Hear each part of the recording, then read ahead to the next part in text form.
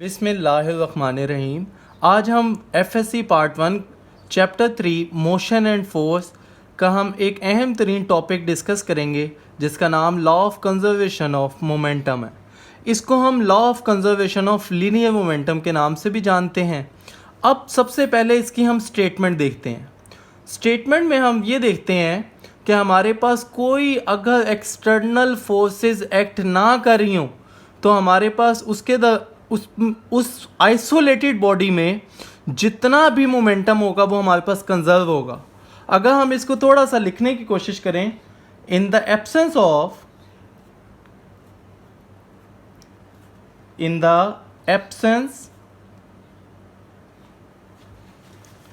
Of N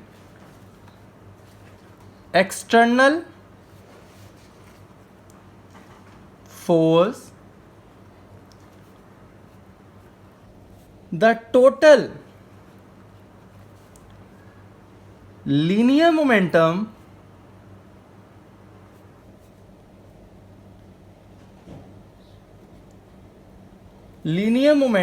of an isolated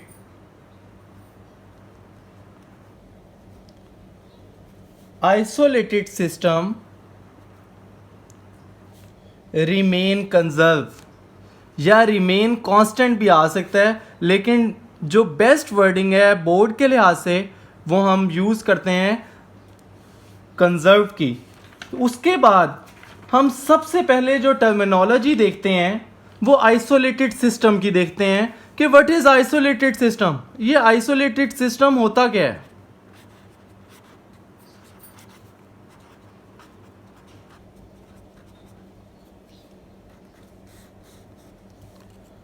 इसकी example simple सी है। आप एक रूम में हैं और 3 बच्चे खेल रहे हैं। वो आपस में लड़ भी सकते हैं, वो आपस में हाथ भी मिला सकते हैं, वो आपस में खेल भी सकते हैं, वो मार भी सकते हैं, वो आपस में लड़ रहे हैं, आपस में इंटरेक्शन हो रही है, तो वहां पे मोमेंटम ट्रांसफर हो रहा है। लेकिन रूम क्लोज है, कोई बाहर से एजेंट नहीं आ रहा उनको तंग करने के लिए, वो हमारे पास आइसोलेटेड सिस्टम है। उस दौरान जो बच्चों का मोमेंटम है वो हमारे पास कंजर्व रहेगा। तो हमारे पास इसको हम लिख सकते हैं सिस्टम हैविंग, यहां पे हम डिस्कस कर सकते हैं स्नूकर बॉल्स की बात कर सकते हैं। अगर हम आइसोलेटेड एक सिस्टम में रखा हुआ हमने, तो उसके दरमियान जितनी भी बॉल्स आपस में इंटरेक्ट करेंगी उनका आपस में जो लीनियर मोमेंटम होगा वो कंजर्व होगा। या फिर हम गैस सिलेंडर की बात कर सकते हैं कि गैस सिलेंडर के दरमियान जो मॉलिक्यूल्स टकराते हैं आपस में उनका मोमेंटम कंजर्व होता है, लेकिन बाहर से कोई एजेंट ना आके नहीं उनको तंग करा, तो वो हमारे पास एक आइसोलेटेड सिस्टम कहलाता है। सिस्टम हैविंग, इसको हम लिख सकते हैं सिस्टम हैविंग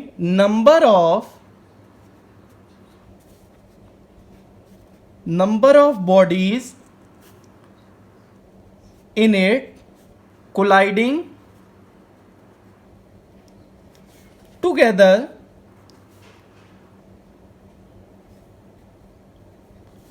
exerting, एक दूसरे पे फोर्स लगा सकते हैं, exerting force on each other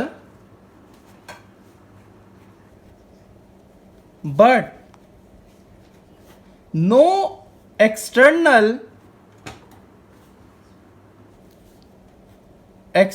force acts on them। For example भी लिखते हैं हम, क्योंकि जब एग्जाम्पल लिखेंगे तो एक अच्छा इंप्रेशन पड़ता है हमारे टॉपिक पे। A gas contain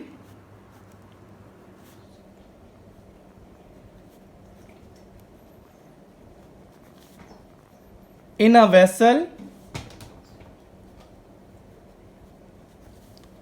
at constant temperature,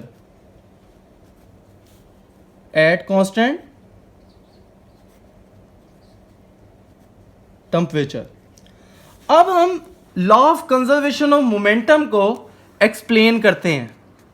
explanation की हेडिंग देंगे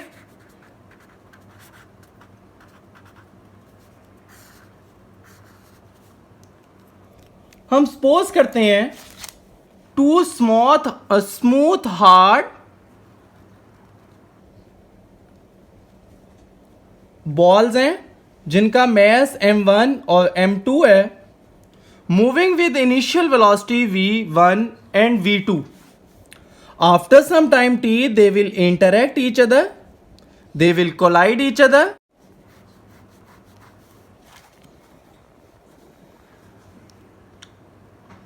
They will rebounce,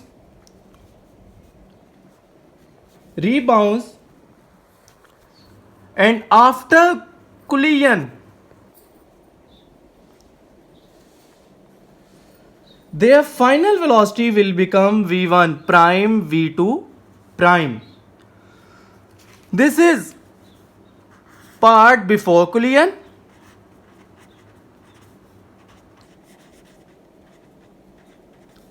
This is part after collision.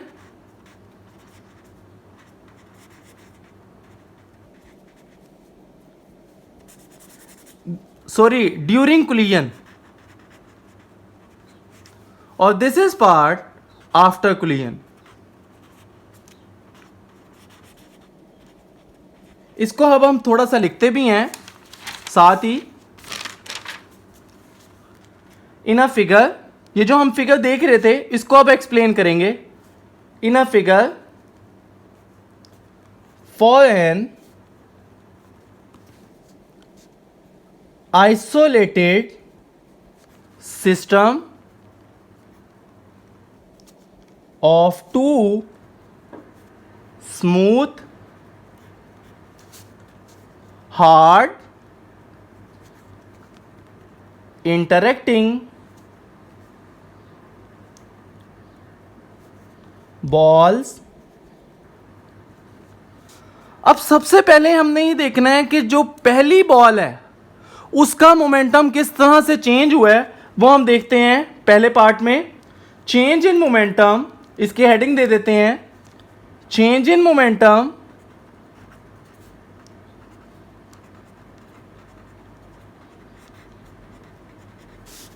Of mass m1. तो हमारे पास change in momentum of mass m1 क्या आएगा? जो हमने प्रीवियस वीडियो में देखा था उसको ही हम आगे इक्वेशन को यूज करेंगे. f prime cross t is equal to m1 v1 prime minus m1 v1. This is final momentum, this is initial momentum. और ये जो हम चेंज इन मोमेंटम होता है ये हमें पता है product of force into time के बराबर होता है.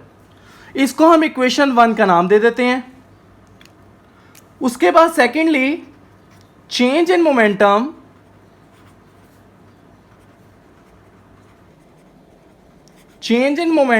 Of mass m2. तो ये अगर हमने f प्राइम कहा था इसको हम सिंपल f से रिप्रेजेंट कर देते हैं. f cross t is equal to m2 v2 prime final momentum second ball का minus initial momentum of mass 2 v2. इसको हम इक्वेशन 2 का नाम दे देते हैं. एडिंग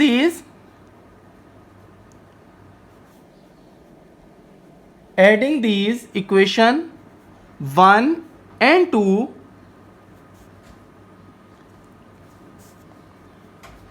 लेफ्ट हैंड साइड में ऐड हो जाएगी, राइट हैंड साइड में ऐड हो जाएगी. तो अब ये देखें आप t कॉमन आ रहा है दोनों इक्वेशंस में, तो हम t को कॉमन लेते हैं. f prime plus f into t is equal to m1. पहले हम ये वाली इक्वेशन लिखेंगे फिर ऐड करके ये वाली इक्वेशन लिख देंगे. v1 prime minus m1 v1 plus अब ये वाली सेकेंड इक्वेशन लिखूंगा m2 v2 prime minus m2 v2. अब यहां पे एक चीज हमने नोट करनी है कि ये बॉल जब इस बॉल से टकराई कोलाइड किया तो according to Newton third law action और reaction equal but in opposite direction. तो हमारे पास ये वाली बॉल इस पे फोर्स लगाएगी, ये वाली बॉल इस पे फोर्स लगाएगी, तो हमारे पास according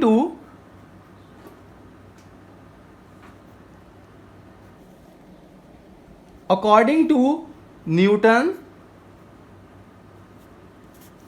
third law hence F is equal to minus F prime.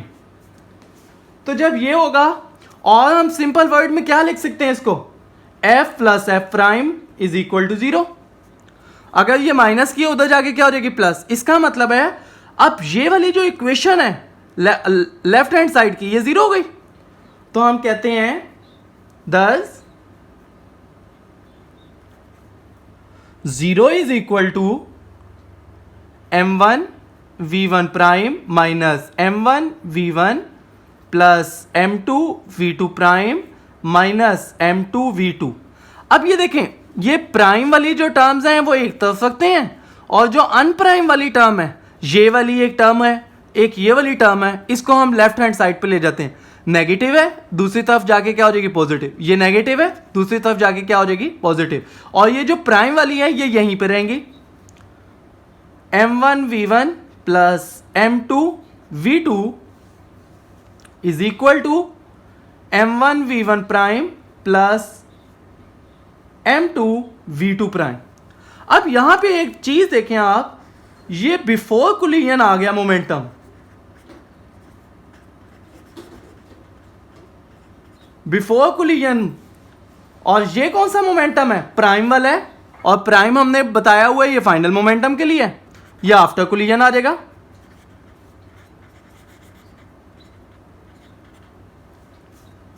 सो हम ये बता सकते हैं कि हमारे पास before collision after collision momentum conserve होगा, लेकिन कंडीशन क्या है कि अगर ये सिस्टम क्या हो, आइसोलेटेड हो। तो अब हम इसका इन द एंड रिजल्ट लिखते हैं और ये लेक्चर कंक्लूड करते हैं। Total momentum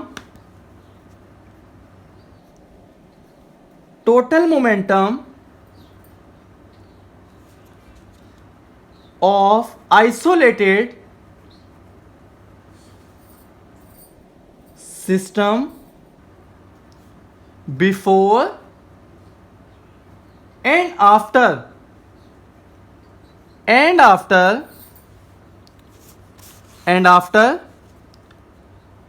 collision remain constant।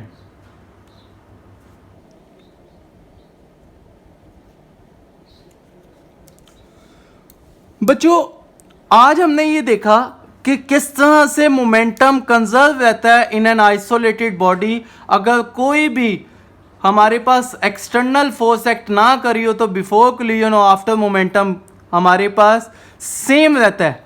तो इससे साबित हुआ बेटा कि लॉ हमेशा आइसोलेटेड सिस्टम में वैलिड होगा।